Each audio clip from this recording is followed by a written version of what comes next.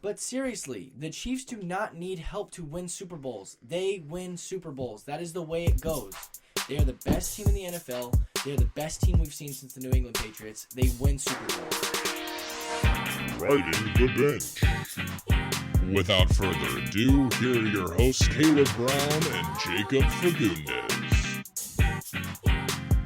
Welcome back to the Riding the Bench podcast. My name is Jacob Fagundes. And my name is Caleb Brown. And we are super excited to talk some sports with you guys today. We may talk crap about your favorite sports, your favorite teams, your favorite players, but this is a fun environment. If you can't handle that, you may leave. Yeah, you can. So real quick before we get into what we have to talk about today, I want to just give a short, quick shout out to Reese Sapien and the Real Stuff podcast. Reese!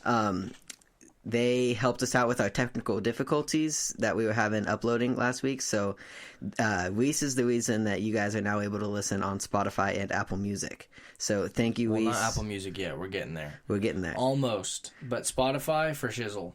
Yes. And so thank you, Reese. Go give the Real Stuff podcast a listen. It's a great podcast. I have an episode on that podcast too. It's really mid.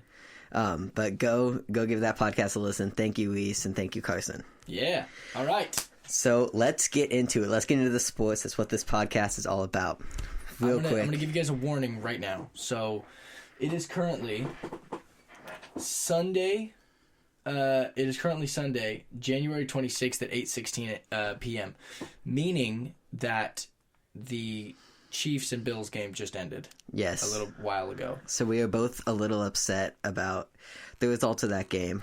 But just real quick, getting into the sports, but I wanted to apologize real quick. Last week when we were giving our World Series predictions, I predicted the Baltimore Orioles to win, and I said that Corbin Burns was the ace of that starting rotation. I was mistaken. Corbin Burns is now with the Diamondbacks, so I just want to apologize about that. But don't get me wrong, I still think that Orioles team is really good and has a chance to win it all this year. Don't get me wrong. Jacob's like a moron, but like it's a simple mistake. You know what I mean? But you know what? We live and we learn. Yeah, we do. So first, let's start off with a little recap of what happened over the past week. So you guys already know this. You knew it when you listened to the last episode. But I was right. Caleb was right. The Commanders dominated. And they beat the Lions. I said that if anybody is going to beat the Detroit Lions, it is going to be the Washington Commanders, and they did it. Yes, I called you crazy. I'm sorry, Caleb. But you know what? That it happened. It happened. Jaden Daniels, and they man. killed it. But real quick, before we get into the NFL too much, I want to talk about that Ohio State-Notre Dame game, that national championship. Ooh. I thought it was going to be a lot closer than it was, but it was still a fun game to watch. But let's talk about that final score. 34-23. Caleb, last week we made our predictions and our score predictions. You were closer. I guessed that Ohio State... We both guessed that Ohio State was going to win. We were both right on that. But I guessed that Ohio State was going to win 35-21. The final score was 34-23, meaning total between both teams, I was only off by 3 points. Okay, cool. I'm hyped. Congratulations. That was a great call. I think that kind of adds to my credibility when talking about sports. I was so hyped when I was that close. People started texting me on Tuesday when the episode came out. They're like, man, your prediction was pretty close. And that feels pretty dang good. Well, congratulations. Okay, so now getting into the sports recap, like professional sports. The Super Bowl is set. It is now set. We have the Philadelphia Eagles versus the Kansas City Chiefs once again, just like we saw in 2022. Yes. Was it 22 or 23? It was 22. 23 was this last one. Was it? I thought 24 was the last one. I don't know. Anyways, we saw this a couple years ago. I think it was 2022. I think this is right after, because 2021 was the Bills-Bengals, and then the next year after that was the Chiefs and Eagles. I don't know. Either way. But we're seeing a rematch. That's all that matters. We're seeing a rematch. Yes, the Eagles beat the Commanders 55-23 in the NFC Championship. Wow, that is a butt whooping. Yeah. The Eagles really laid it down. I was disappointed to see it because I am an advocate for the Washington Commanders. I think they've done great this year. I think they kicked ass. I think it's gone really good for them, but I think this year, or not this year, but today they kind of just they just let it go. But I have not given my credit enough to the Philadelphia Eagles, especially in the playoffs this year. I thought they've coasted through their games with a little bit of luck.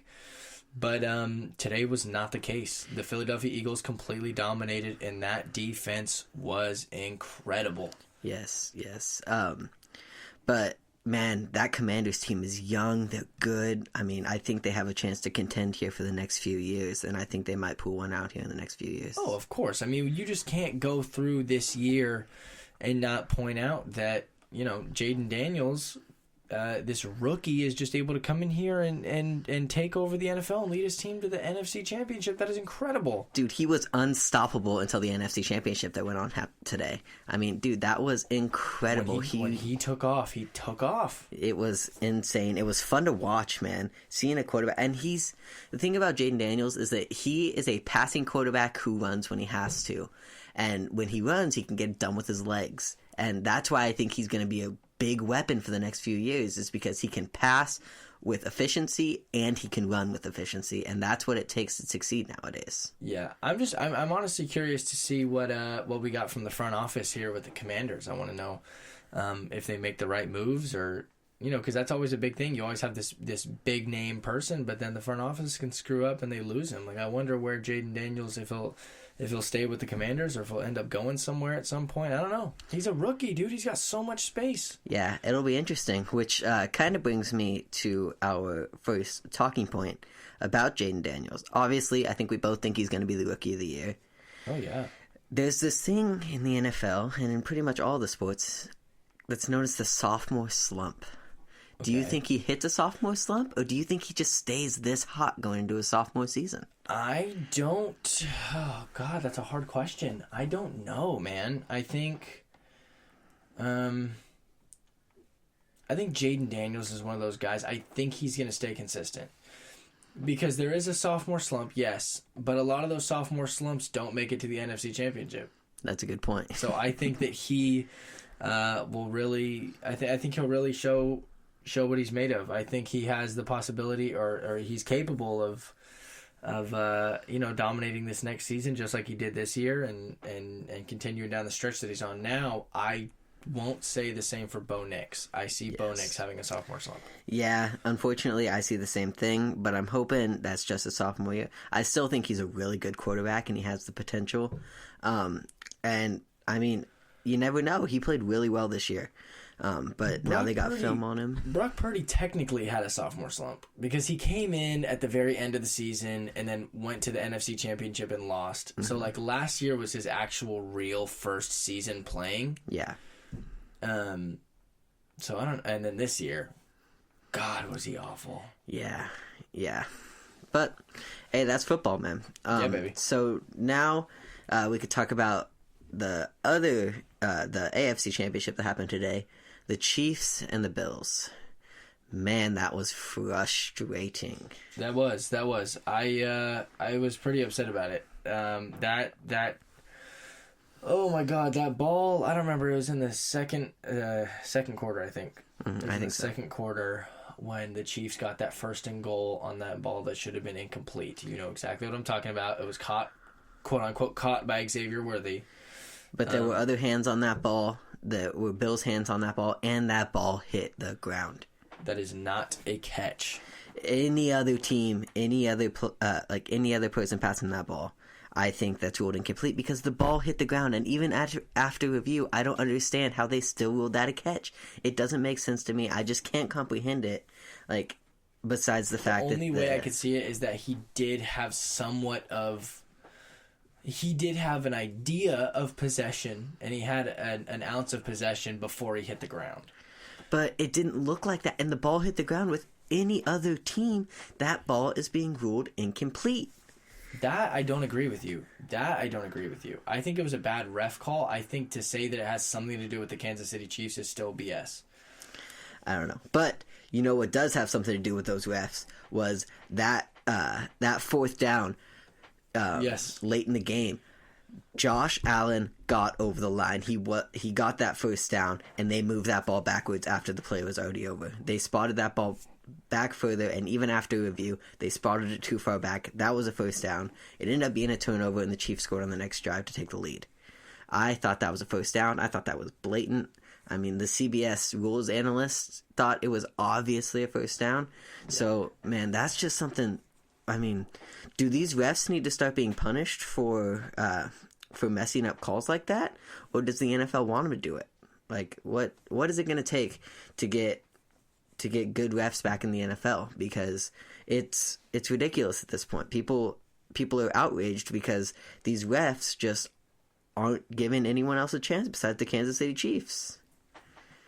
Again, when it comes to the Chiefs, I think it's BS. I think everybody says that the refs are on the Chiefs side just to make themselves feel better because they are 2-time Super Bowl champions in the last 2 years. I think everybody's salty, which I don't think it has anything to do with the Chiefs. I do think the refs are causing problems. I think that is all around the league. To pigeonhole that to the Kansas City Chiefs is the dumbest thing I've ever heard. It just seems more consistent with the Chiefs. Yeah, because that's all anybody's looking at. That's all everybody's eyes on is the Kansas City Chiefs. You said it yourself in the last episode. They're the face of football. They're the face of sports. Everybody's watching the Kansas City Chiefs. Of course they're going to think it's more consistent. I don't think it has anything to do with the Kansas City Chiefs. I think it has things to do with the refs, absolutely. I don't think the refs will ever be punished. I don't think, what's the commissioner's name? Roger Goodell. I don't think he's going to do anything about it. But I'm going to be totally honest with you. The way that these refs are playing and treating football, it ruins the sport. Yeah. It ruins the sport. It makes people not want to watch football. Yeah, especially because we know what's going to happen every year. We know the Chiefs are going to make it to the Super Bowl. No, we don't. No, we don't. Okay, Caleb. No, we don't. We can just agree to disagree on this. No. We don't. No, we will not agree to disagree. Because going into this game today, you had no idea that the Chiefs were going to win that game. It could have gone any way. You were not sitting there going, oh, yeah, Bills are a great team. But it doesn't matter. You're watching that game going, damn, I don't know who's going to win this one. Nobody could say that the Kansas City Chiefs were going to go to the Super Bowl. Because there were bigger threats, like the Detroit Lions. There were bigger threats. Nobody knew that the Chiefs were going to go to the Super Bowl. They said, damn, it'd be pretty cool if they did because it's a three-peat. But nobody knew that the Chiefs were going to go to the Super Bowl because of the refs. That is, pardon my French, everybody, bullshit. Yeah, I don't know. I was pretty confident that they were going to make it. Man, these refs seem to make things happen. But we're going to talk about this all day, so I think we need to move on. So, staying with football, we have had a lot of head coaching changes. The first one that we're going to talk about is Liam Cohen, the offensive coordinator from the Buccaneers, is now the head coach of the Jacksonville Jaguars. Yeah, that's a cool one. Yeah, I don't really know much about the guy. I mean, the Bucs were good. They made the playoffs this year. Their offense is great. Yeah, I mean, Baker Mayfield's great. And, you know, the Jacksonville Jaguars have a hell of a lot of weapons. Yeah. I would put Trevor Lawrence, well, aside from his awful team and his awful head coach, if he was, you know, playing like he did a couple of years ago, I'd put Trevor Lawrence right there with Baker Mayfield. I mean, yeah, and I guess we'll see what he can do with this new head coach and Liam Cohen, but I think that Jags team will be fun to watch. They made the playoffs a couple of years ago. I think they won a playoff game under Trevor Lawrence like his sophomore season. Maybe it may have been his rookie year, but I'm pretty sure it was a sophomore season. So that team should be pretty fun to watch next year if that head coach can kind of turn it around. They can get a couple more weapons. The Tennessee Titans' old head coach, Mike Vrabel, is now the head coach of the New England Patriots. Which is actually awesome. Yeah, I think that'll help them out a lot. I think Drake May's solid. So, I don't know. My brother's a Patriots fan, so he'll have a better idea of how this is going to help out. I don't know too much about Mike Vrabel. I know the Titans were awful this year. God awful. But so were the Patriots. So I guess it won't hurt them much more than they were already hurt. Right. So, and then, Caleb, this has to do with your team. Yeah, Dallas Cowboys. The Dallas Cowboys promote their offensive coordinator, Brian Schottenheimer, to their head coach. Yeah. How you feel about it, Caleb? Yeah. Well, look. Aside from this year, you look at this year, once again, reiterated, very much aside, this team was not good this year. But you look back over the last couple years, and, the Cowboys have had a pretty solid offense. Dak Prescott, CeeDee Lamb, Jake Ferguson. I mean, you added Zeke in there. I don't think he really does anything. But I don't know, man. Dak to either CD or Jake Ferguson, that's a hell of a trio right there. And I think that offense has a lot of power and has a lot of talent on it. So I'm excited to see how that moves forward. I don't think it's going to change since this guy has already been making offensive calls on the team. Yeah. But I'm sure he might have a little chip on his shoulder. Who knows? He could have been making suggestions that Mike McCarthy didn't go with, and now he's in full control. So I'm excited to see what happens. Yeah, we talked about the Cowboys a lot last week, how we both kind of agreed that Jerry Jones was the problem. It doesn't shock me that Jerry Jones hired in-house. I did think primetime was going to go there, Deion Sanders. I thought he was going to be in the running for that head coaching position. I was kind of shocked when they hired in-house. But, I mean, Jerry Jones is going to Jerry Jones. I guess we'll see how this works out for them. You got any other thoughts on that? I think so, man. I'm excited. I want to see if he can actually do something. But we're not going to do anything with Jerry Jones alive. No, I'm kidding. Well, once he dies, I think he's just going to pass it on to his kids anyways. Exactly. As long as the Jones family is affiliated with the Dallas Cowboys, they will never win a Super Bowl. Just hopefully they have a little more sense than their dad. Yes. The Lions offensive coordinator, Ben Johnson, is now the head coach of the Bears. Bears, baby. I think that, it's going to be better than who they had last year. They did not call that timeout during... when they didn't call that timeout on Matt Thanksgiving. Eberflus, you suck. Yes, indeed. And the Lions have proved to be destructive this year. They were, in my opinion, the second best team in the NFL this year. Until they weren't. But man, that game was crazy. That Commanders-Lions game. Yeah, absolutely. I was sitting at work watching that, just thinking, oh my God, is this really happening? That was an offensive battle, man. It was insane. And then the Lions' defensive coordinator, Aaron Glenn, is now the head coach of the New York Jets. So, their defense was solid this year. It got them to their number 1 seed. So again, I don't know much about Aaron Glenn, but I'm assuming he's a pretty good. Of course, dude, he's great. Yeah. So I don't know. You got any opinions on either one of these guys, Caleb? I don't think so. I think Ben Johnson is going to do great with the Bears. Mm-hmm. Of course, for the Jets, they have a pretty talented defense. If there's anything the Jets are good at, it's their defense. Yeah. So I think that'll be great. But you know what I'm excited for? Not even just head coaching changes. And I'm not excited for this because I'm a Cowboys fan, but I like it for the storyline. Robert Saleh going back to San Francisco. Yeah. Going back and being the DC for them once again. Yeah, I saw that.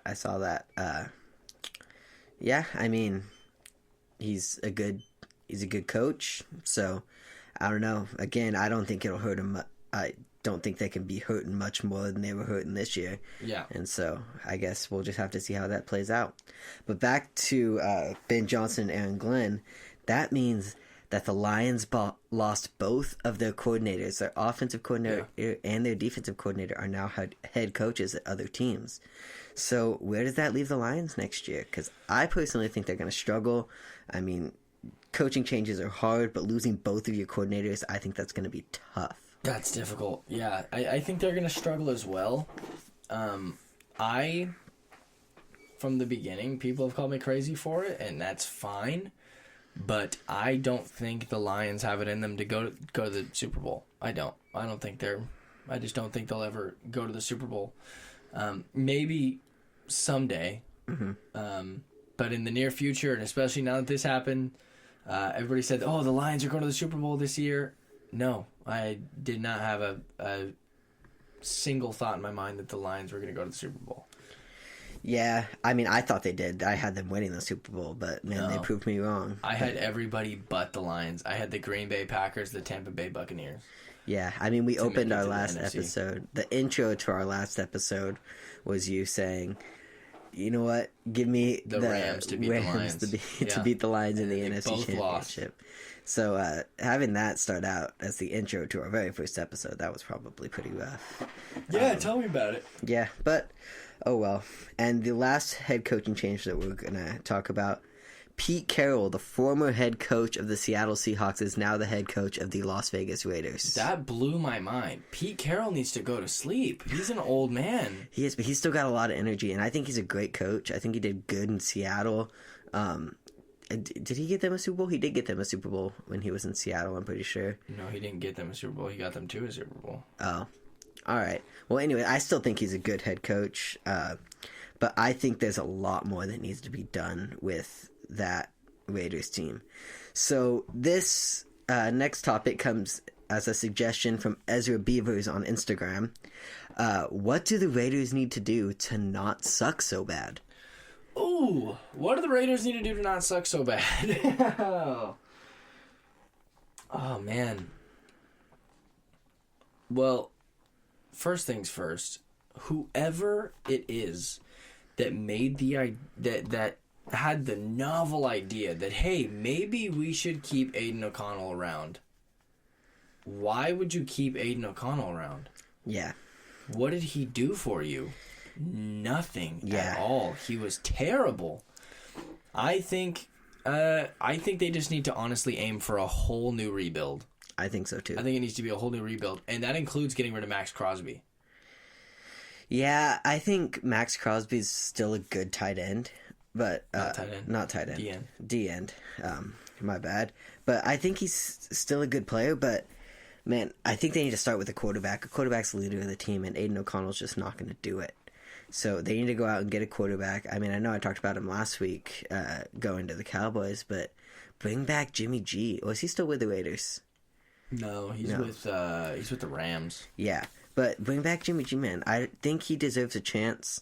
I don't. That's old. That guy's old news. I don't think he deserves another chance. What's he gonna do? He hasn't done anything, and he's old. Like, let him go. Yeah, I don't know, but I think they need to start with the quarterback.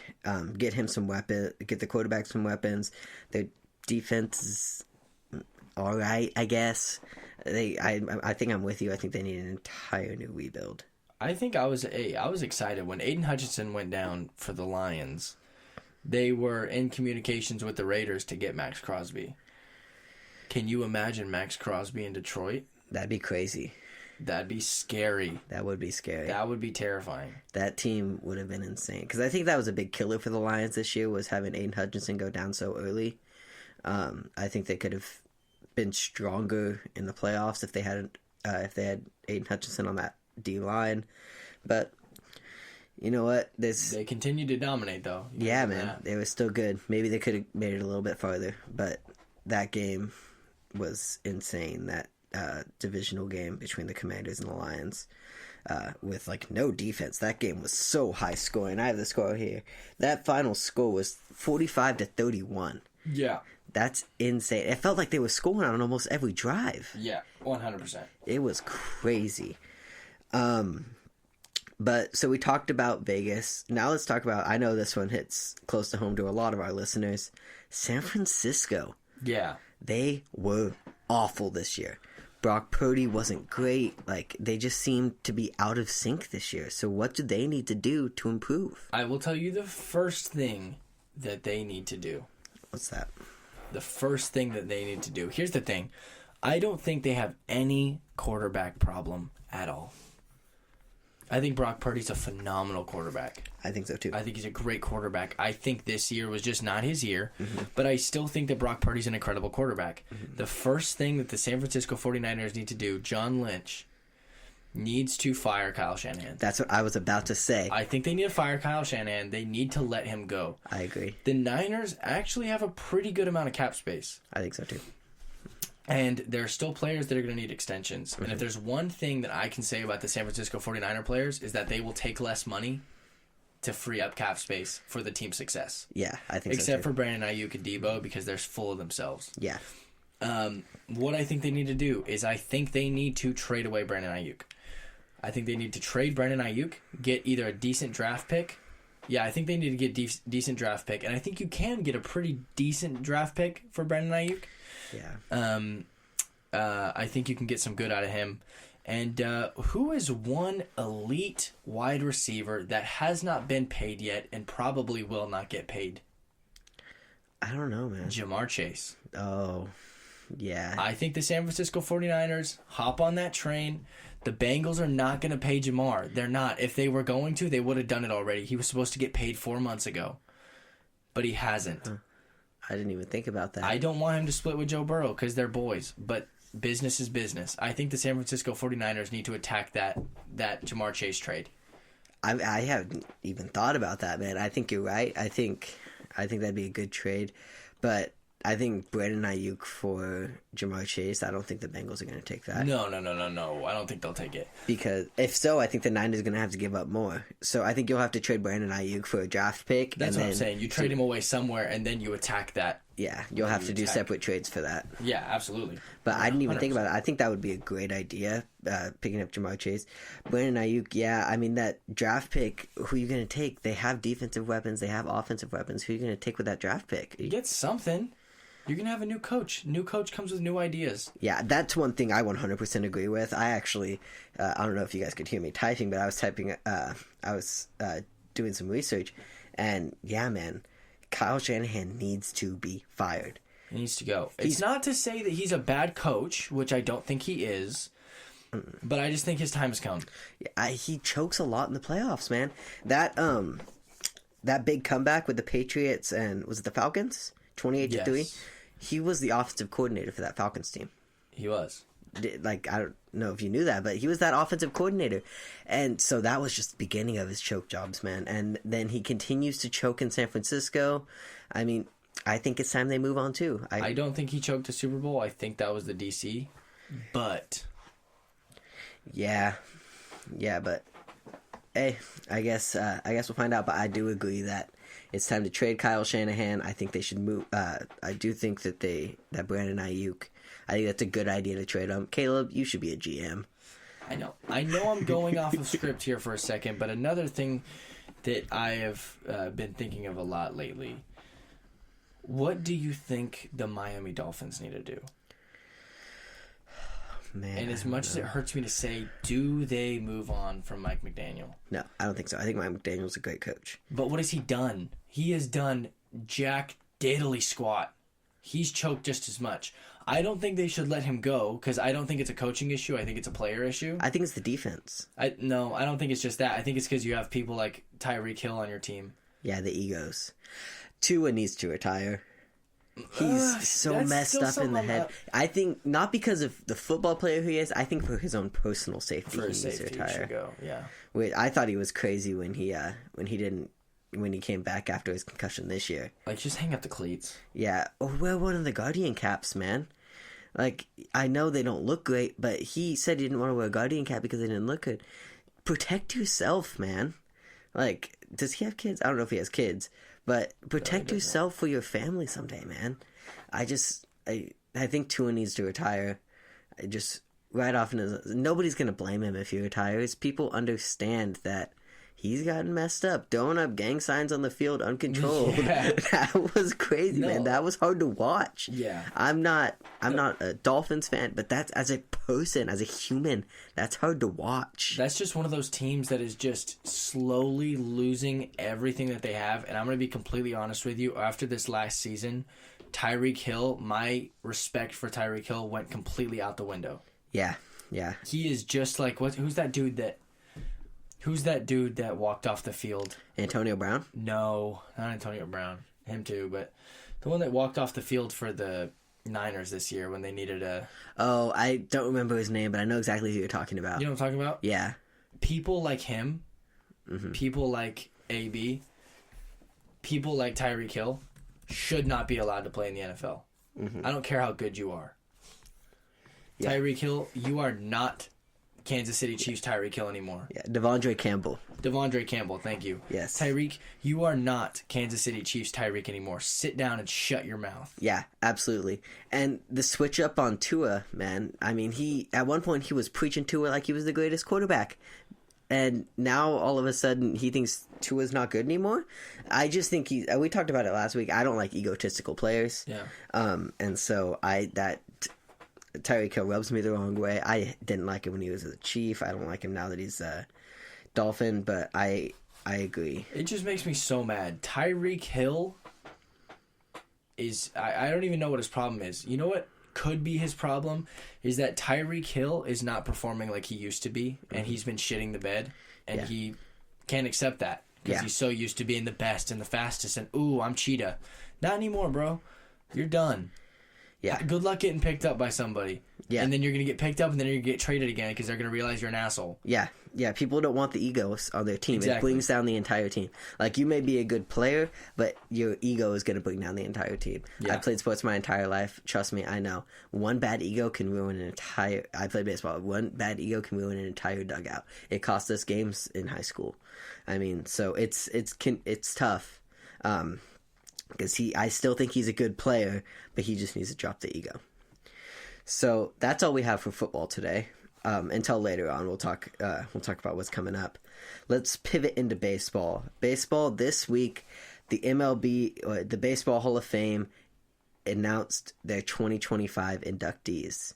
So this year we have Billy Wagner, the closing pitcher, CC Sabathia, the pitcher for the Yankees, but for the Brewers, played great pitcher, and Ichiro Suzuki. Congratulations to them, the 2025 National Baseball Hall of Fame inductees. That's a big honor, even though I think the Hall of Fame is still a scam, is still bull crap until Barry Bonds gets into it. I think I think it is too. There are other Reuters in the Hall of Fame, man. Barry Bonds never tested positive on an official test. The only test that he tested positive on, and I'm doing air quotes, I know you guys can't see me, but tested positive on is an anonymous test that names got leaked. And on that same test was David Ortiz and Pudge Rodriguez, two Hall of Famers. There is no reason why the greatest hitter in baseball history shouldn't be in the Hall of Fame. What people don't realize is that all steroids did for Barry Bonds was make his 400-foot home runs go 450 feet. So I think it's ridiculous. It's absolutely insane that he's not in it. But anyways, Ichiro Suzuki, legend, man, came into the league at 27 years old, which is old for a baseball player coming into the league. Still had 3,000 hits, had a career batting average over 300. I don't think he ever hit below 300. Just absolutely insane. The Hall of Fame inductees are voted in by journalists every year. And I have a fun stat for you today, Caleb. Let's hear it. Did you know that before we get it, Ichiro got all votes except for one. There was only one vote that Ichiro did not get. So out of however many journalists vote, only one person. So he had like 99%, like 99.7% of the votes. And so I have a fun stat for you. Caleb Brown, did you know that a blue whale's anus can open 3.5 feet, making it the second largest asshole in the world? Next to the one journalist who did not vote for Ichiro Suzuki. Man, like, what's going through this guy's head? What's going through this guy's head, man? Ichiro Suzuki is one of the most underrated players in baseball, but he should 100% have been a Hall of Famer, a unanimous Hall of Famer, man. What is going through his head? He's like, you know what? I'm going to be special. I'm not going to vote for Ichiro just to piss people off. Screw you, man. Wait, I have a question. Is that what you blocked out when you sent me the script? Yeah, I didn't want you to see that. I wanted to do a genuine reaction to that. Yo, Jacob sent me the script yesterday or a couple of days ago, and he goes, yo, bro, I'm just going to warn you now, there's going to be something that's blocked out. I don't want you to know that yet. I want it to be a surprise. I thought you were going to tell me something super cool, and you're just telling me about a whale's asshole. Second largest asshole in the world. But, I mean, and then I saw a clip. Aside from Eli Ray. Love you, Eli. I saw a clip of this dude on Instagram, the one journalist, and he came out and was like, yeah, I'm the one journalist who didn't vote for Ichiro, but that's because his extra bases taken on times he got on base was just too low for me to vote for him. And I wanted to comment like, dude, shut up. Stop worrying about all those crazy stats. Look at the player for who he is. Ichiro came into the league at 27 years old after playing in Japan. 27. These dudes nowadays are coming into the league at 20, 21, 22. And Ichiro still got 3,000 hits. That alone should make him a Hall of Famer, but add on to everything else he had done, man, he's a unanimous Hall of Famer, and it's not even close. So that, pardon my French, but that one guy who didn't vote for Ichiro, go screw yourself. Damn, you wanted to so bad. We did not pardon his French because there was no French, but know he wanted that I wanted French. to. You know what I'm thinking? Man, if you're listening to this, which you probably aren't, but, man, you suck. Say it. I'll believe it. No. I swear to you, I don't believe it. No, I'm good. I don't know if my pastor listens to this podcast, so I don't want to say it, but... I'll say it for you. Yeah, man. Say it. Say it, Caleb. Who am I talking to? The journalist who didn't vote for Ichiro, the largest asshole in the world. Hey, to the journalist that didn't vote for Mr. Ichiro, go fuck yourself, man. Thank you, brother. You're welcome. Thank you. I didn't want to say it myself. I'm a good Christian boy. So am I. But man, that's just so frustrating. But again, congratulations to Billy Wagner, CeCe Sabathia, and Ichiro Suzuki for being the 2025 National Baseball Hall of Fame inductees. If we had an applause button, Caleb, can you edit in an applause? Yeah. Let's do that. All right, sweet. So now sticking with baseball, man, I know we talked a lot of crap about the Dodgers, and Dodger fans were mad about it. My high school baseball coach, who got a shout out in the last episode, Coach Whittle, he said, I didn't like your baseball segment. He said, I didn't like your Dodger hating segment. Coach Whittle, get educated, bro. Come on. Yeah, I mean, we're Giants fans and Padres fans. Like, what do you expect? We're going to hate on the Dodgers. But anyways, back to the Dodgers talk. This week, the Dodgers signed 2 closing pitchers in Tanner Scott and Kirby Yates. Shocker. When will this stop? It won't. It's ridiculous. It's not going to stop. So, the MLB enacted a new rule this year that each team can only have 13 pitchers unless How many do they have? 14? Unless one of them is a two-way player, then they can have 14. Which, that rule in itself is ridiculous because you could tell there's only one team with a two-way player on it, and that's the Dodgers. You could tell that rule was just for the Dodgers. That little kink in the rule was just for the Dodgers. But right now, I'm going to read off to you the names that you've probably heard of from the Dodgers. This isn't even all their pitchers, but just the names that you've heard of. And keep in mind that they can only carry 14 pitchers. Their starters: Blake Snell, Shohei Ohtani, Tyler Glasnow, Roki Sasaki, Yoshinobu Yamamoto, Dustin May, Landon Knack, Bobby Miller, River Ryan, and Gavin Stone. That's just their starters. And that's 10. That's 10. In their bullpen, they have Tanner Scott, Kirby Yates, Brusdar Gladwell, Michael Grove, Michael Kopech, Evan Phillips, and Blake Trinan. So that's 17. 17 pitchers. They're only allowed to carry 13. They have all these all-stars. Are they going to be sending them down to AAA? What are they going to... Because you can't move them out of the bullpen. Your bullpen stack, too. This is ridiculous. Spread the love. Let other people have some fun, too. I agree. I can't even get into baseball. I mean, I have to, and I'm going to, because this is a sports podcast, brother. But, yeah, I mean, we said it last episode. You know, whoever's the richest team is going to be the most successful, and they're going to have the most fun, and they're going to be the only team that's going to show a little bit of life, and that's what we're seeing with them. Yeah. They are not going to share the love. And it's just not going to be fun. Baseball's going to... It's probably not going to, but, I hope it loses viewership. I hope they get an impact from what's going on in the league, and they do something about it so that the MLB and the commissioner and the owners step up and go like, man, this is not good. The baseball's going to start dying because nobody wants to watch. Because guess what? It's the Yankees and the Dodgers in the 4th World Series in a row. It's not going to be fun to watch. Yeah, the same thing needs to happen in the NFL, I think. I think the NFL needs to lose viewership.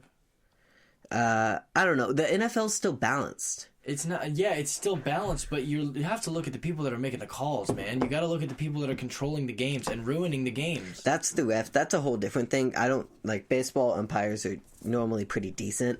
I mean, they have bad calls, but baseball, it's not as crucial as it is in football. Yeah.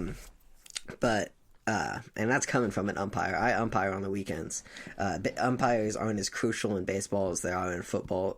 Referee in football can change the entire game, as we saw tonight. But yeah, man, it's crazy. It sucks. We talked about it last week. The MLB needs a salary cap. It's ridiculous at this point. You got anything else to say about that, Caleb? Hey, Mr. Riddle. Hold on. Hey, Riddle. If you're listening to this, when that salary cap goes into place, call me when you guys get another World Series, because I doubt it's going to happen. Yeah. Okay? Yeah, but the thing is that if they ever do a salary cap, which I think it'll be a long time before that happens, then the Dodgers are going to be grandfathered in because they've already spent all this money.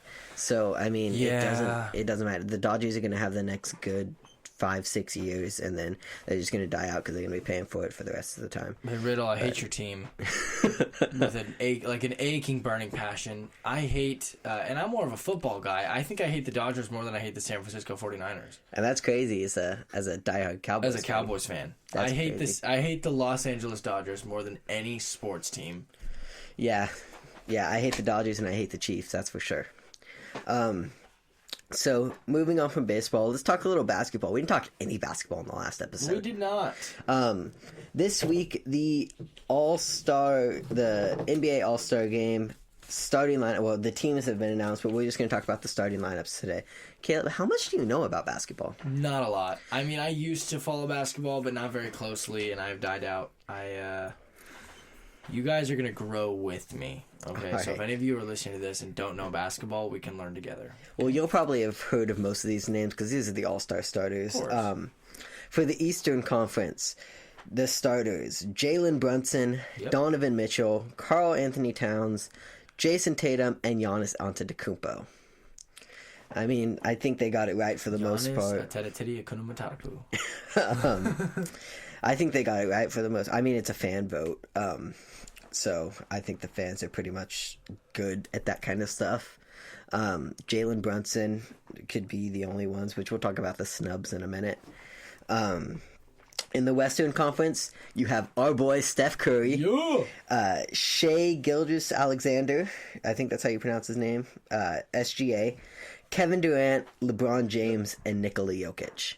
Man, that West team is wow. That West team is so much better than that Eastern team. That is a scary team. That is terrifying. I mean, that could be the starting lineup for the Olympics if they were all American. Hey, I'm with that. If you have your all NBA team, I think that's your starting lineup. Oh yeah. Yeah. So I mean, that one I obviously think. Although I would put Jason Tatum on. Yeah, Jason Tatum, but I don't. Maybe switch him out with Shai, but I don't know, man. That Shai's really damn good too, and so I guess we'll. I don't know. Those two are interchangeable, but man, And that Western team is good. Yeah, that Western team is stacked. But two people that were not starters. I don't know if they made the team at all. But Victor Wembanyama and LaMelo Ball. Yeah, so they just didn't get to the starting nods. Right. But Victor Wembanyama and LaMelo Ball, they've both been really good this year. But honestly, those are considered the two biggest snubs. Who do you switch them out with? I mean, LaMelo Ball I could see for Jalen Brunson in the Eastern Conference. I understand that. I think he should be starting over Jalen Brunson. But Wemby, you're really going to switch for Nikola Jokic? I don't think so. No. So those are the biggest snubs, according to like all the articles I read and everything. But yeah, I think the NBA All-Star Game isn't very fun to watch. There's no defense or anything. Which kind of brings me to my next point. Another event that's not very fun to watch that will be happening the weekend after this episode is uploaded, the Pro Bowl. Yeah, man. Yeah. It's not fun to watch anymore. I mean, I get why they changed it to flag football, because the tackle game really wasn't fun to watch. The games, like the Pro Bowl games, I guess they're cool. I don't know, Caleb, what's your opinion on them? I think they're fun. I don't Yeah. think the Pro Bowl is to be taken seriously. No, I don't think so either. It's like watching a reality TV show. You're just watching your boys come together and throw some balls to each other and have a laugh. All the commentators are having a good time. I don't know, man. I think the Pro Bowl is just fun. It's just good TV. Yeah, I don't think it's anything too special. I don't think everybody's like I don't know what that means. It's like everybody's like, "Oh my god, bro, I got invited to the Pro Bowl." Honestly, that's like getting invited to like Celebrity Big Brother. Like it's not anything cool. Yeah, that's a good point. Oh, I made the Pro Bowl.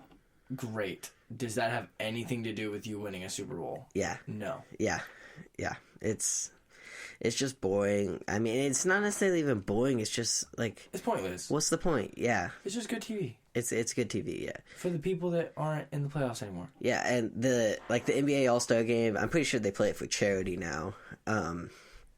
But that's like the only good thing about it. There's no defense. Even the dunk contest, man. Why do you have an NBA dunk contest with a bunch of G Leaguers in it? Like, it's not fun to watch anymore. That's true.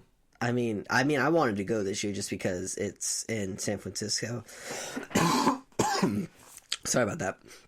It's in San Francisco, so I think that would be just be fun to watch in person. But man, I mean, on TV, it's just whatever now. I mean, when the final score is 214 to 203, then what's the point, man? It's just not. It's not fun to watch. Which, in my opinion, the only All-Star game that's worth anything anymore is the MLB All-Star game. Yep.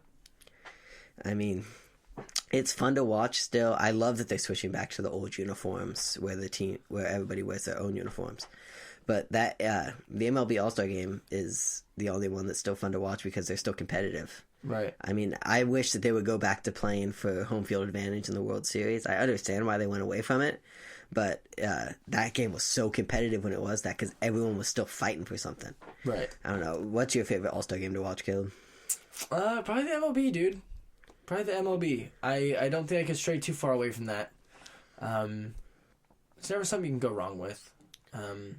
I mean, I don't think that baseball as a unit necessarily strays away from... It doesn't have as many layers that you can make super competitive like you do basketball or you do football. Yeah. You know, one hand catch, dunk. You know, like it has its things, but yeah, it's hard to put some of those things in like fun, silly form. So it's really... I mean, like you said, it's competitive. It's watching the best players in the world go at it. Yeah. Which is so much fun. Yeah, which it's crazy because they don't have as many of those fun things, but they do have one fun thing, and that's home runs. And they have the best event, like those one-handed catches in football, like the best catch awards, or the kicker tic-tac-toe in the Pro Bowl, or the dunk contest, or the skills competition in the NBA. The home run derby is still the most fun to watch. It's still, yeah. I mean, dude, it's so exciting every year, especially when you have those close matchups. I mean, man, I love the home run derby. Oh, yeah. That's something that everyone will tune into because it's just fun to watch. It's fun to watch dudes hit 450-foot bombs on every other pitch, competing to win. I think they get a bonus out of it, a charity they choose, and a dope chain. Like, that chain is sick. It is. So, I don't know. I think the MLB All-Star Game is the only one that's worth anything anymore.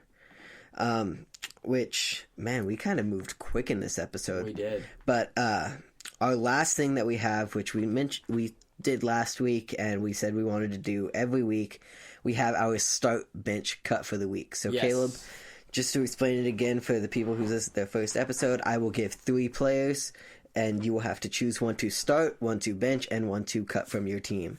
This episode, with the NBA All-Stars game coming up, I decided that we are going to do NBA all-time centers. So these are three centers that I think are some of the best in history, and I need you to start one, bench one, and cut one. Mm-hmm. So this week, our start bench cut is Shaquille O'Neal, Wilt Chamberlain, and Kareem Abdul-Jabbar.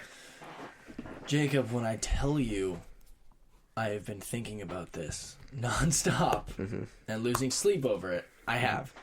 But I have finally come down to my thing. Ready? Mm-hmm. Everybody, kill me if you want to. This is my opinion, okay?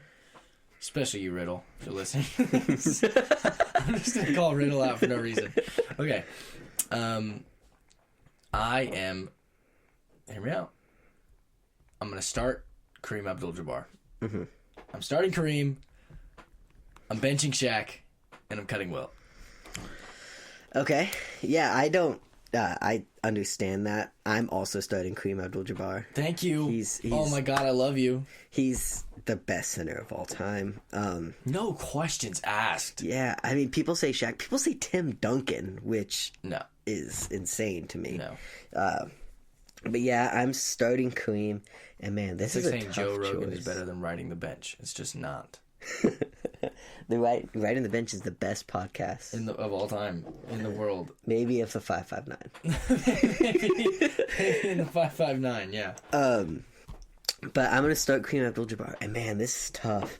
Cutting Shaq or cutting Wilt Chamberlain, like how do you cut? It was one of actually those really guys? easy for me. The hard part for me was Who to start? who to start. But here's the thing about Wilt Chamberlain. He did play in a very different time. Now, he's able to put up some crazy numbers. Absolutely, you can give it to him. I will still say that he is one of the greatest of all time. Yeah. But I don't know. I mean, with Kareem Abdul-Jabbar and Shaq, they just had something different that Wilt Chamberlain it didn't have. I can't put a thumb on it, but I can tell you that he had it.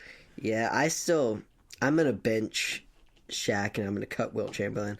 But when you think about NBA players who changed the game, there are three that come to mind. Wilt Chamberlain, insane. He was a part of that first generation that could touch the rim, even though at the beginning of his career, when he scored 101 points or whatever, he couldn't touch the rim, which is insane. People saying it didn't happen, oh, there was no photographer, there were no videos. Shut up, man. Stop trying to discredit things that happened just because you weren't there. There were plenty of people there who said that he scored 101 points. I think he 100% did it. I'm pretty sure there was a video that came out of it happening a couple years ago, too. Probably. But I'm tired of people saying that he didn't do that. But three people who changed the game: Wilt Chamberlain, Michael Jordan, and Stephen Curry. Oh, I love that. Oh, my God, I love that. And when you think, like, LeBron, absolutely, he's my number 2 GOAT behind Michael Jordan. But when you think... LeBron. Behind... I don't know. He's up there. Behind Michael Jordan, you have LeBron? He's good. I can't get into it. But we'll talk about that in a future episode. But when you sit down and think about people who changed the game, you have Wilt Chamberlain and all he did for the game then. Then you have Michael Jordan with the dunks and that Bulls team. Changing the generation and brought eyes back to the NBA. Yeah, that Bulls team of the 80s and the 90s, man. That Michael Jordan changed the game. And then Steph Curry, the 3-point shot is like it's never been before. Like that 3-point shot, everyone you hear, like the youth players, the high school players, everyone's shooting threes now. That's Fresno State men's basketball problem right now, is they all shoot threes and none of them can make it. But man, those 3 players just changed the game so much. Right. So you have to give Wilt Chamberlain his credit, of course. Yeah, 100%. He's so good. He was so good. I mean, it's hard to cut him because he was so good and he changed the game so much. But Shaq, like you said, Shaq and Kareem just had something that those other guys just, I don't think had that Wilt Chamberlain didn't have. So, do you have anything else to talk about for this episode, Caleb? I don't think so. I do want to talk about the Super Bowl, though. Okay. Because I know we said we were done with football, but I do want to talk about the Super Bowl, and I do want to talk a little bit more about tonight. Now, me, Jacob, and his girlfriend Abby were at Applebee's watching the game. And, Jacob, how do you think my mood was leaving Applebee's? You seemed a little mad. Yes, I was angry. I've had some time to cool down. And I have a huge sports family, especially my mom and my stepdad. And I talked to my mom on the phone, and I was texting her, and And I talked to her a little bit at home, and I was acting like what she was saying was BS, but I actually listened to it. And here's the thing with a game like that. People that point the refs' faults at the Kansas City Chiefs make no sense. No offense. But it just doesn't make sense. Respectfully, once again, pardon my French, get your head out of your ass with any idea that the Kansas City Chiefs are a piece of the puzzle in the refs' issues. The refs' issues are all around the league. It is not just the Kansas City Chiefs. Oh, but it's more consistent. No, it's not. Get your eyes off the Chiefs. It's everywhere, okay? But did the refs screw that game up? Absolutely. Should the Bills have had a better shot to win that game? Absolutely. But I will not, and absolutely will not fail to give Patrick Mahomes and the Kansas City Chiefs their credit. And everybody should be able to do that. Even though the refs did screw it up, the Kansas City Chiefs and Patrick Mahomes absolutely played out of their minds. I mean, I don't know. I think you still can't blame them. Like I said last week, man. You can't. The Mahomes and the Chiefs don't need the refs to win football games. Mahomes and the Chiefs need refs to win Super Bowls. Which is another BS statement, because what about the last 2 years, Jacob? The opponents have had more penalties than the Chiefs in 11 straight playoff games. This was before tonight. I don't know if they had more than the Chiefs tonight. But opponents have had more penalties than the Chiefs in 11 straight games. The last 10 of them, they have won. The last time that the opponents had more penalties than the Chiefs and the Chiefs lost was the Super Bowl against the Buccaneers. And I mean, man, it goes to show that, man, they get the calls, man. They get them, and it changes the game. He got that first down late in the game. Josh Allen made it over that line, and they blatantly scooted that ball back. Absolutely. I think it was the ref's fault, but to say that it has anything to do with the Kansas City Chiefs is bullshit, and people just being so salty about their success, although I hate that term. But seriously, the Chiefs do not need help to win Super Bowls. They win Super Bowls. That is the way it goes. They are the best team in the NFL. They are the best team we've seen since the New England Patriots. They win Super Bowls. They are about to win 3 in a row. When is everybody going to just shut up and realize that they're doing what nobody else can? They have to point it at the refs. They have to do something, because there's a culture now built around the Kansas City Chiefs with Patrick Mahomes, and people don't like Patrick Mahomes, whether it's because they call him Kermit, or it's his wife, or his sister, and now it's the refs. People don't like the Chiefs because Taylor Swift. There's just such a culture, and people are not looking at the big issue, and the big issue is that they're winning football games. Forget the refs, forget the storyline, forget all of that. They are winning football games, and they are winning Super Bowls. Give them their credit. Just for once, just give them their credit. They're winning Super Bowls. I mean, they are winning Super Bowls, but at what cost, man? Like, people are watching other games and not complaining as much as they are with the Chiefs because they're getting blatant calls that just are ridiculous, man. Give me a single season that the Chiefs did not deserve to win a Super Bowl. I don't think they deserve it this year. They haven't won yet. I know. But I'm saying they don't even deserve to be there this year. I think so. I think the refs screwed it up, absolutely. But I also think that the Kansas City Chiefs deserve to be there. Because Sean McDermott called, or whatever his name is, friggin' ginger idiot, called a 3rd and 10, called a screen pass on 3rd and 10. That's his fault. That was dumb. Josh Allen made a lot of stupid decisions and choked in this game too. So who's to say that the Kansas City Chiefs don't deserve to be in the playoff? They should have never been in that position anyways, because that ball should have been a first down and they should have continued that drive. Instead, they had to turn that ball over, and the Chiefs ended up scoring on that next drive to take the lead. So they should have never been in that position anyways. But on top of that, Clay Martin, he's a ref in the NFL. I believe he was the white hat tonight. It looked like it. I think we talked about that in Applebee's a little bit. It looked like he was the white hat tonight. But before tonight, the Chiefs were 7-0 this season when refereed, or not necessarily this season, but the Chiefs were 7-0 when refereed by Clay Martin.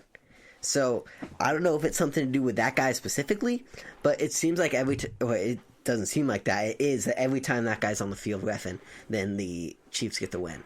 And I don't know what that has to do with anything, but man, I don't know. There's just something to do with the refs. There's something going on. There's not anything going on. That's where you and everybody else is wrong. You cannot have favoritism as an official in a sports league, in a professional sports league where there's money going on.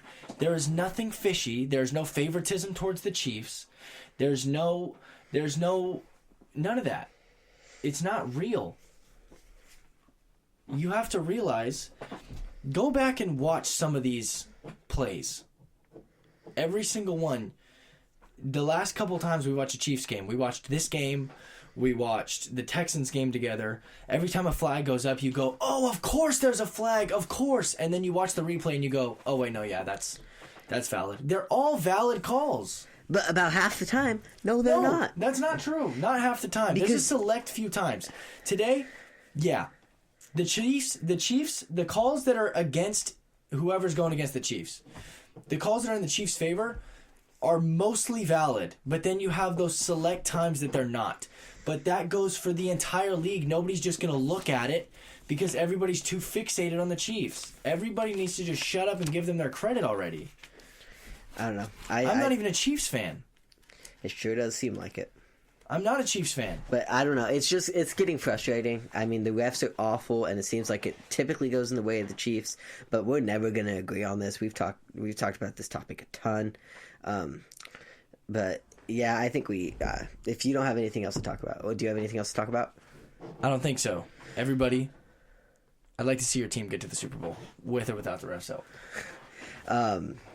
Unless you're the Kansas City Chiefs.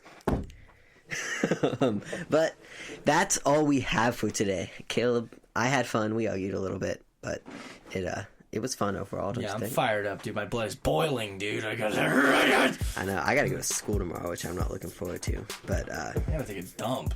Oh wow, plot twist. Plot twist. I don't know how we got to that point, but thank you guys for Flag on the play.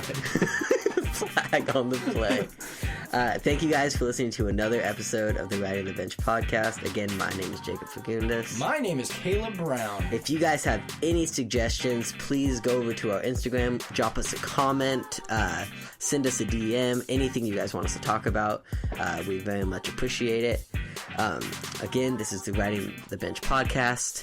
Thank you very much. Yes, thank you very much, and we will see you on Tuesday.